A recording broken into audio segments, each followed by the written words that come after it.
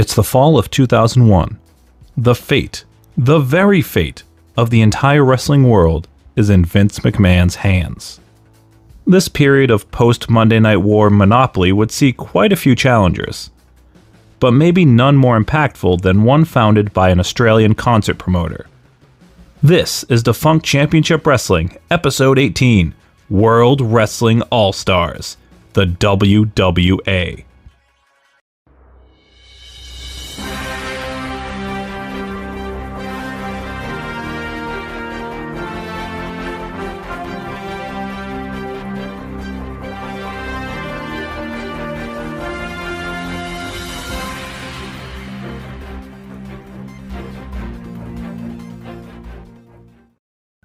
The beautiful country and continent of Australia. It's given the world great actors, musicians, podcasters, and every few years, kids' entertainment phenomenons like Bananas in Pajamas, all sorts of Wiggles, and Bluey. Hey, I have a 2-year-old, okay? There is no God, only Bluey. But the country's most interesting export, to me and many of you at least, is 2001's World Wrestling All-Stars. Now, there's been a lot of coverage of the WWA over the years, mostly focusing on its pay-per-views. Here's some to check out after you've watched mine. But that's not specific enough for this channel. No, we need all the details. The dirty deets, you could say. So I hope to present as full of a look as I can at WWA and all that went into its brief success and ultimately its demise. Our story begins with Andrew McManus. McManus had made millions promoting concerts around Australia and New Zealand. Acts like Kiss, Meatloaf, Whitney Houston, Aerosmith, and others. So these were major artists he was working with. After ECW and WCW closed, McManus had the idea to take as many of those talents that were left by the wayside and do a touring wrestling promotion. WCW had been super popular in Australia even towards the end. They were still selling really well. In the fall of 2000, they did a 5-show tour of the country. The tour was extremely successful, but because it was WCW in 2000, they still managed to lose money. With his background in concert promoting, I'm not surprised McManus felt he could pull this off. He promoted Kiss shows. Those aren't exactly just a couple of guys with guitars. It's big sets and pyro and smoke and all sorts of theatrics. It's not that different from the production of pro wrestling. There's just a ring in the middle of it. McManus had previously dipped his toes in the wrestling waters by co-promoting the Dennis Rodman Down Under tour in 2000 with iGeneration Wrestling. The tour collapsed immediately and the majority of the dates were cancelled. And yes, I'm going to cover the pay-per-view in the future. He blamed the failure on a weak roster and just not understanding how the wrestling business worked. So he reached out to more experienced wrestling people to help. His plan this time around was to create a show that could compete with the WWF, but in places that the WWF was all but ignoring at the time. As he told the South Florida Sun-Sentinel in 2002, "Our approach is to go to territories that don't get live wrestling on a grand scale. When I say live wrestling, I mean a product that's equally produced in talent to a WWF show." Step 1 of this vision was getting that level of talent. The first tour featured a roster of names like Jeff Jarrett, Gangrel, Road Dogg, Jerry Lawler, Conan, Juventud, Buff Bagwell, Stevie Ray, Disco Inferno, Lodi. You know what, let's just stop there. WWA had a roster in place and a deal to air shows on pay-per-view, so they needed someone to run creative. That someone would be former WWF and WCW writer Vince Russo. Vic Venom would write the first pay-per-view, but shortly after completing it, McManus informed him that he'd have to move his family to the Brisbane area, where WWA was based. Refusing to uproot his family, Russo quit. However, he did suggest a replacement, Jeremy Borash. Now, this has always been the story, but according to McManus, Borash was already on board for the promotion and a part of the creative process. Borash, as he's known to do, wore many hats in WWA. He was head of creative, head of talent relations, he was an on-air talent doing commentary, interviews, and ring announcing. Doesn't seem to be much Borash wasn't doing at some point. Jeff Jarrett would also help out with wrestling logistics, keeping in contact with talent, keeping everyone on the same page, and God knows what else. The World Wrestling All-Stars debut tour, held in October 2001, kicked off in Perth, with additional stops including Melbourne, Adelaide, and their first pay-per-view offering in Sydney. WWA The Inception aired live on pay-per-view in Australia from the Sydney Superdome on October 26, 2001. It would later air in the US in January 2002. The show attracted about 8,500 people. That's a great crowd. The first pay-per-view looked awesome right out of the gate. A big crowd, a large-scale entranceway. It really looked like a WCW 2000 show, but with Jerry Lawler and Jeremy Borash on commentary. We were introduced to the on-air commissioner, Bret the Hitman Hart, who rightfully talked shit about his former employers, WWF and WCW. So I look at myself, I look at Goldberg, I look at The Rock, I look at Stone Cold Steve Austin, Chris Benoit,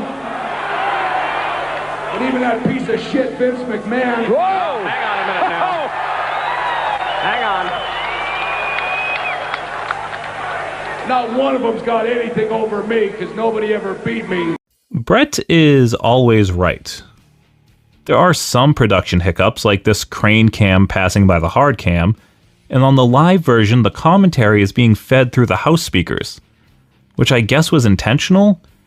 It was something McManus wanted them to do, but honestly, it sucks and it's kind of distracting at times.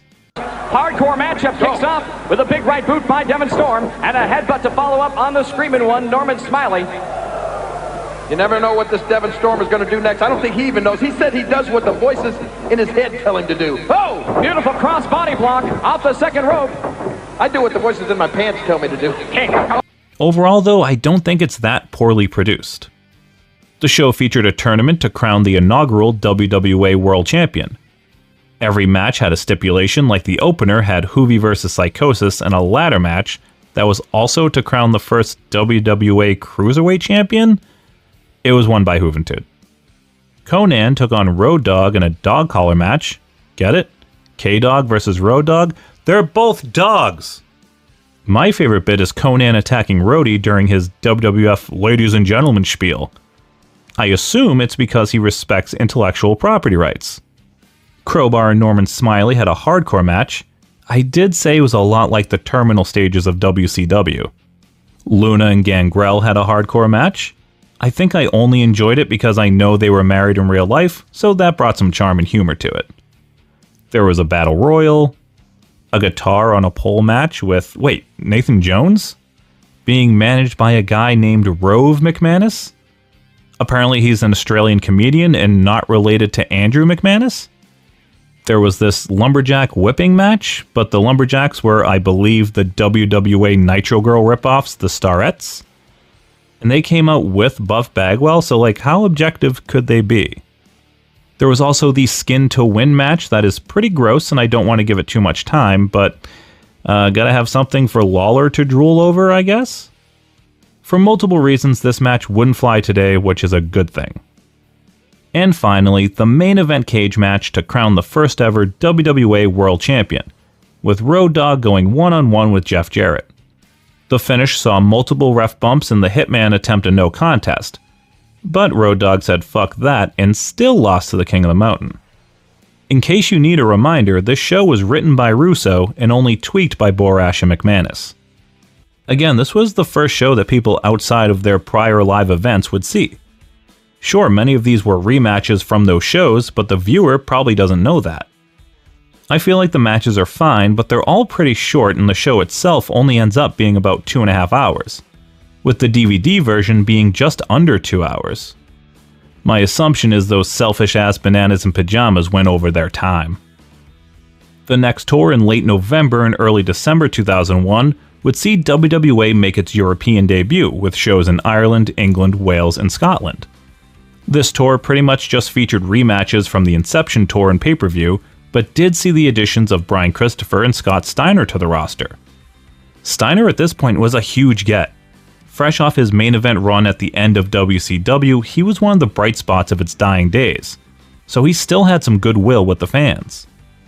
Speaking of the death of WCW, January 1, 2002 saw many former WCW talent on Turner contracts become available.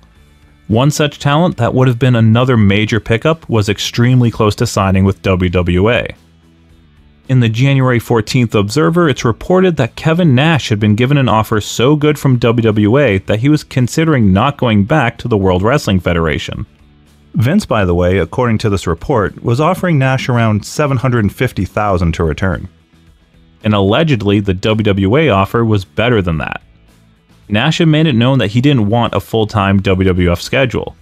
Perfect! McManus and WWA had only planned on doing 70 shows a year max. The problem came when Nash requested that McManus put the money in escrow as proof that they had the money to spend already. That was never done. So eventually Nash went back to the WWF. It should be noted that McManus doesn't recall any such incident that would have caused Nash to be wary of him, just that Jarrett told him Nash declined the offer and was going back to Vince. After the tour's run in Europe, World Wrestling All-Stars would jet across the globe to present their next pay-per-view, making their US debut in February 2002 with WWA The Revolution, live from Las Vegas.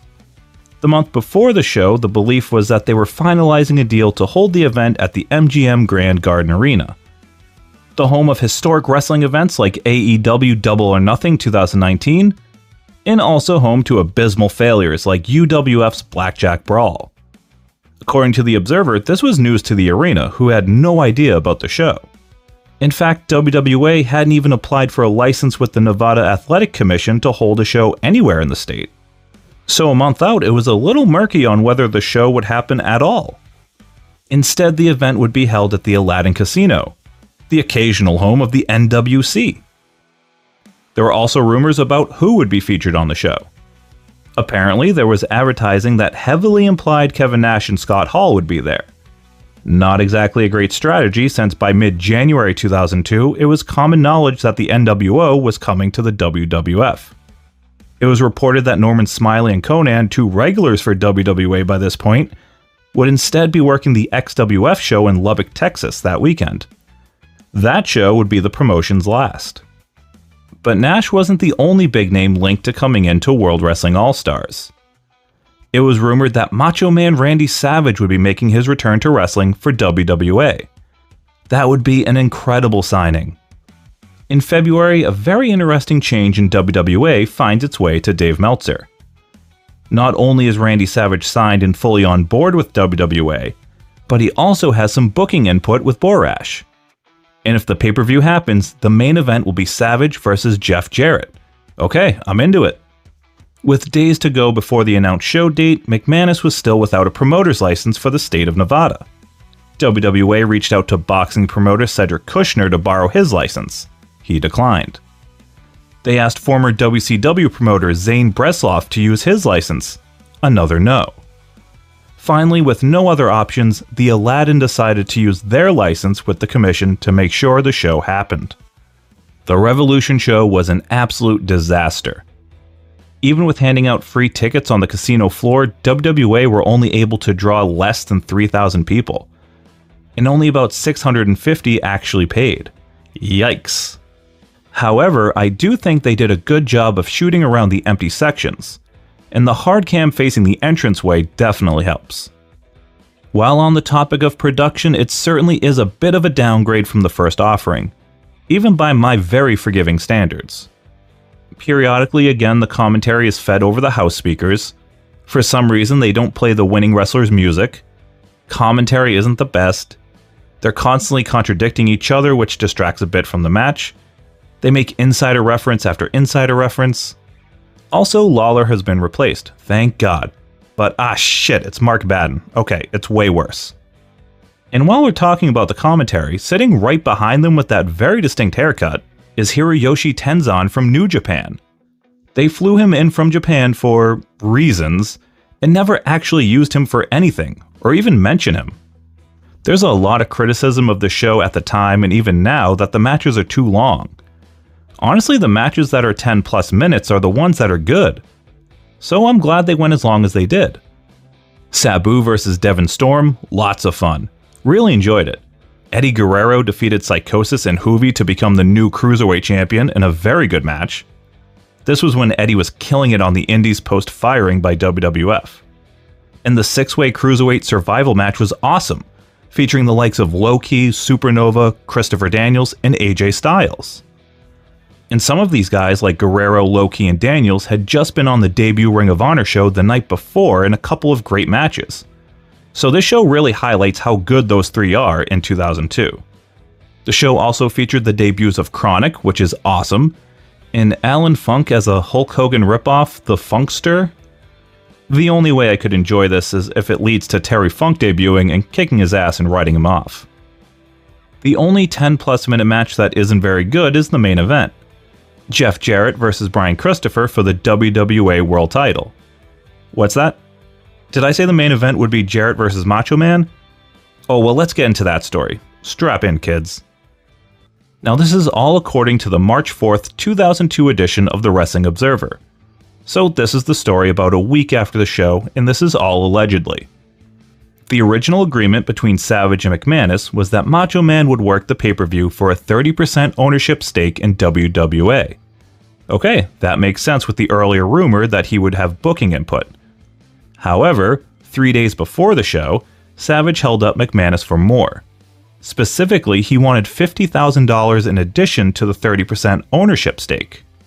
They went back and forth, eventually taking ownership out of the deal, and Savage now requesting a flat rate of $250,000. McManus countered with $150,000. Savage refused to continue negotiating and no-showed the pay-per-view. And if this shirt on eBay is legitimate, WWA certainly weren't expecting things to go that badly with Savage. According to McManus in an interview with Wrestling Sauce Radio in 2020, Vince offered Savage double of what WWA was offering for him to go back. So he no-showed. Obviously, we know Savage never went back to the Fed either. So who knows which story is true? As bad as things were on camera, it was also total chaos backstage.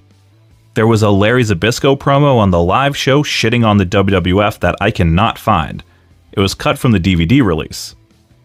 But Larry was a last-minute addition to the show. And with that, he was told that his $1,000 check wasn't completed yet. Terry Taylor, also a last-minute addition doing backstage interviews, was told the same thing. Ultimately, they would be paid a month or so later. But it's not a good look for McManus.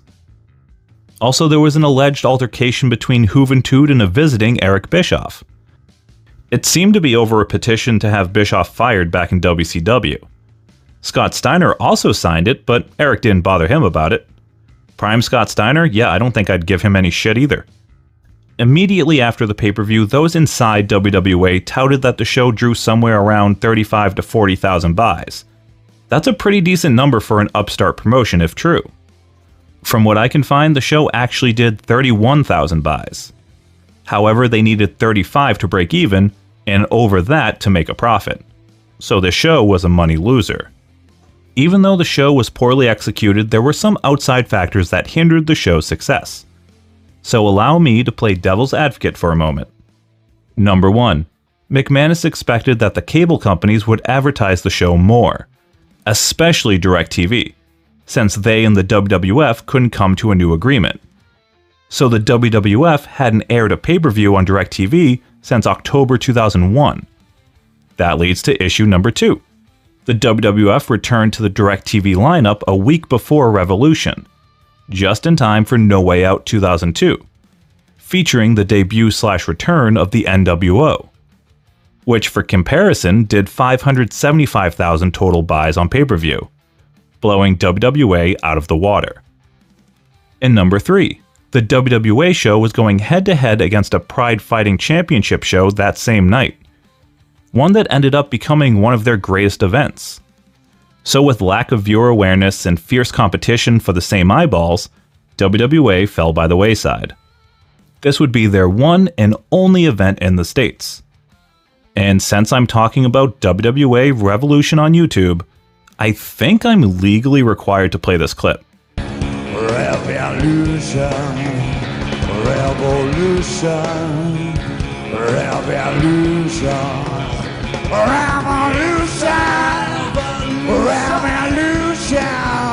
The following month, in March 2002, there's rumors of a new promotion starting up in the US.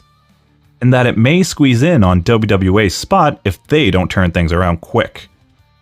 In April, WWA holds the Eruption Tour, passing through Sydney and Perth, with the Eruption pay-per-view taking place in Melbourne. The cards for the tour were fairly unremarkable aside from one major happening. A new WWA champion was crowned. In a four-way match pitting champion Jeff Jarrett against Scott Steiner, Nathan Jones, and Brian Christopher, it was the Aussie strongman that walked away the new champion. The reign would only last 5 days, as he would lose the title to Big Papa Pump at the Eruption pay-per-view. The show was highlighted by really only 2 matches, neither of which were the PCO match, surprisingly. The first highlight was a Sabu vs. Crowbar Steel Cage match. It was wild, and it was everything you would expect from these two at the time. The second highlight being the finals of the Cruiserweight Championship tournament, which saw AJ Styles defeat Jerry Lynn. What's that? Yes, Eddie Guerrero was the champion coming out of Revolution, but he returned to the WWF literally the day before the Eruption Tour began, vacating the title. The Eruption Tour only had 2 shows before the pay-per-view. This was pretty unusual for WWA. Their schedule to this point had been 5 to 8 shows and then a pay-per-view.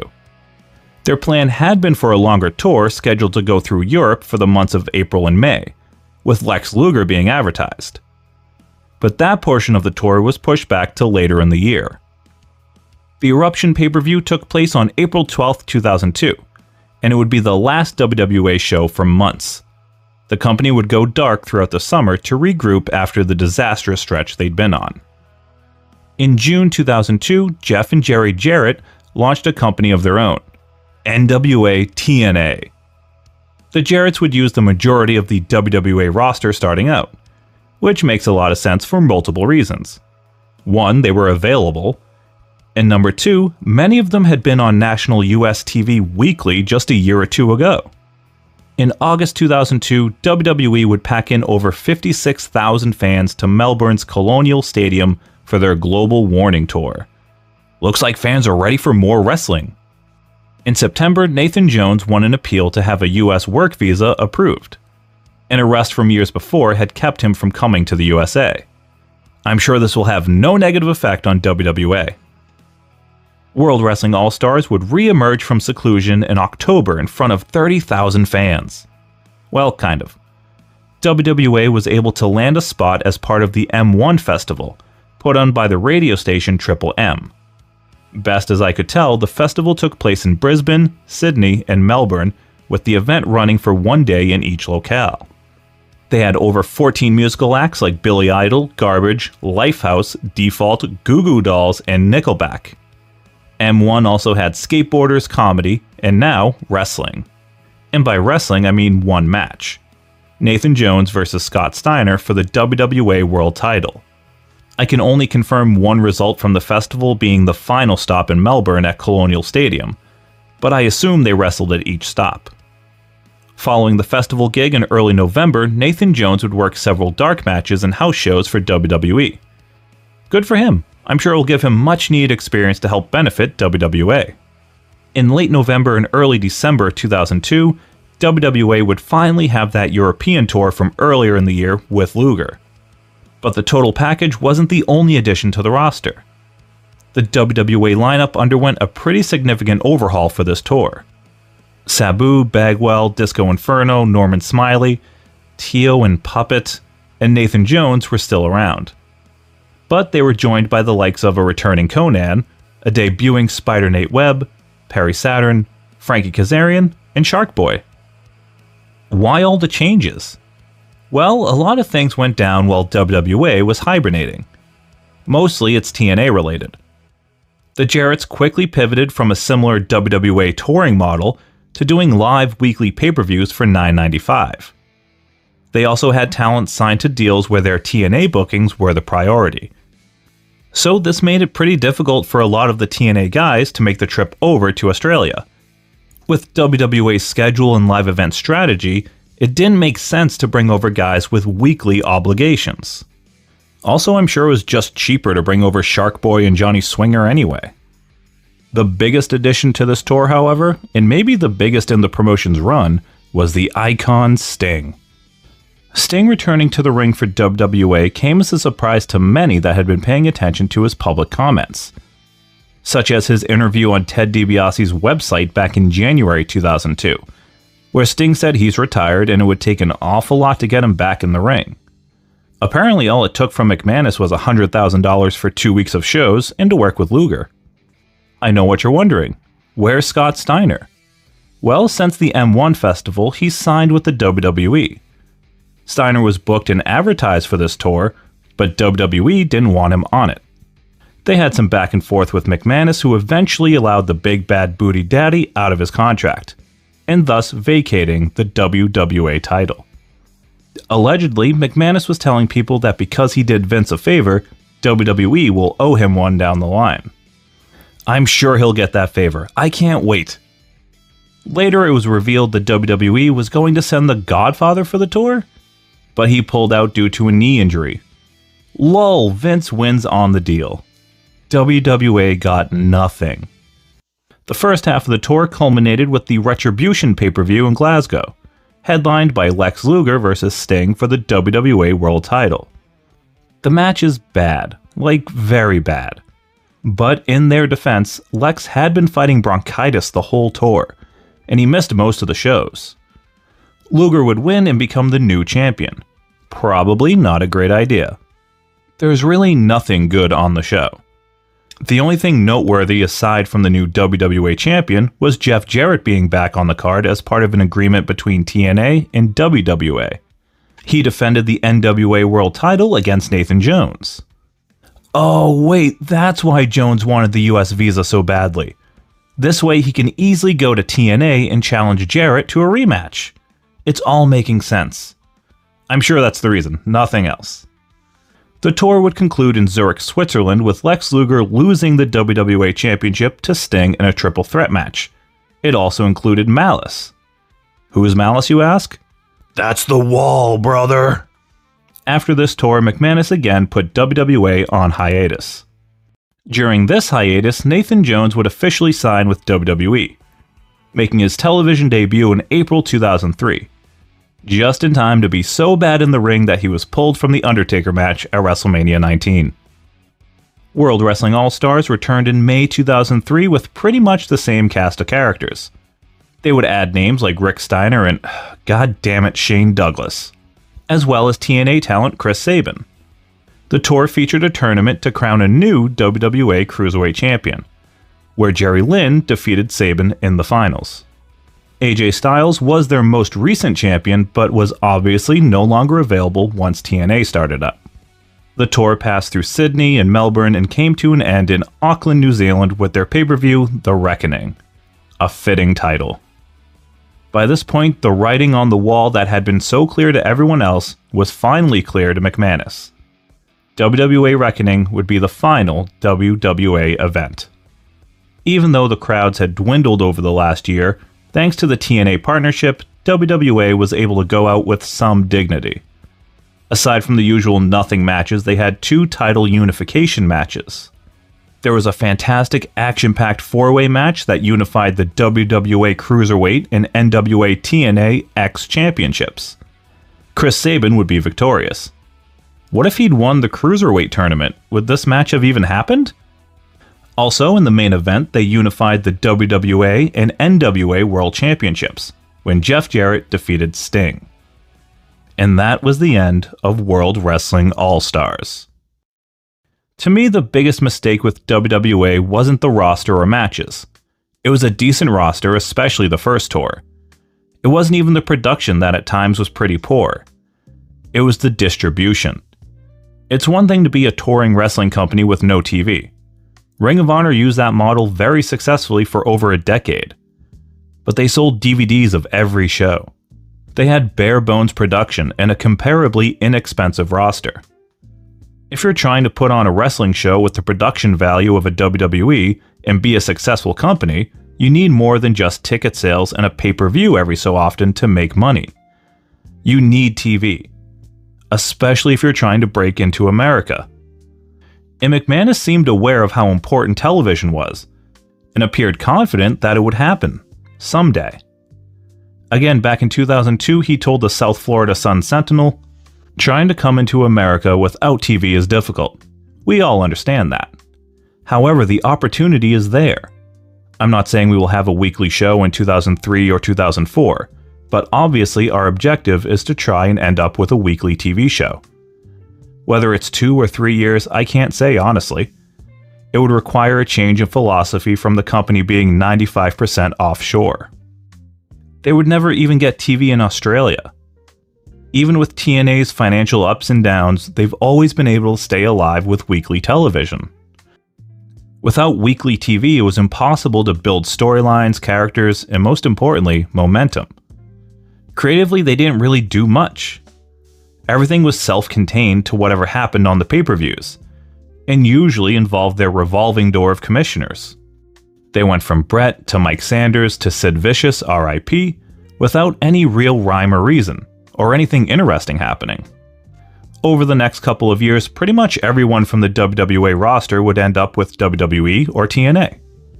In September 2015, Andrew McManus was arrested for perverting the course of justice, 2 counts of intending to defraud by a false or misleading statement, and knowingly participating in a criminal group, in connection to money laundering and importation of 300 kilos of cocaine. Another criminal wrestling promoter? Shocking! In April 2017, 2 of the charges were dropped, and McManus pleaded guilty to the perverting the course of justice charge, for which he received no jail time as the judge felt he had strong prospects of rehabilitation. Prior to the case being resolved, however, in February 2017, McManus sold the rights of World Wrestling All-Stars to Wade Brewer. Later, Brewer filed a trademark application that included live entertainment, events, what's the difference, and merchandising. Brewer relaunched the WWA website, which has since been deactivated. He also launched a Facebook page that is still alive. There's a Pro Wrestling Tees store with 1 shirt. Brewer also made the WWA pay-per-views available on High Spots, but they appear to have disappeared from the service. Thankfully, all the pay-per-views are available here on YouTube.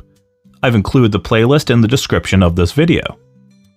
The story of World Wrestling All-Stars is one of bad planning, bad budgeting, and bad timing. WWE was eyeing former WCW and ECW talent as they were looking to freshen up their roster for the original brand split. WWA had those talents and then some. McManus couldn't counter the kind of money that Vince was offering, so it was a no-brainer that they'd leave. And their touring schedule allowed the perfect opportunity for their talent to be scooped up since they weren't tied down. World Wrestling All-Stars doesn't have a lot of great matches, but Crowbar and Sabu have some fun matches. The Cruiserweight matches are all really enjoyable. And it's got Jeff Jarrett on a couple shows, and Double J is always a joy to watch. I think a case can be made that the downfall of World Wrestling All-Stars set up TNA for the success they would have later. I remember ordering the first pay-per-view on DirecTV as a teenager. I also remember thinking it was an okay company that I probably didn't need to have my parents pay for me to see again. If Road Dogg is in your main event as a single, I'm out. Even when I was 15. What are your memories of WWA? Let me know in the comments, as well as any other promotions I should add to the list for future DCWs. And if you do have a suggestion, check out the DCW playlist. I may have covered it already. I'm Scott from WrestleSpective. Watch wrestling, love wrestling. Thanks for watching. Another slap in the face. I know this time of the year is a revolution, but still I roll out of place. Open your mind to the change of evolution. Another slap in the face. I know this time of the year.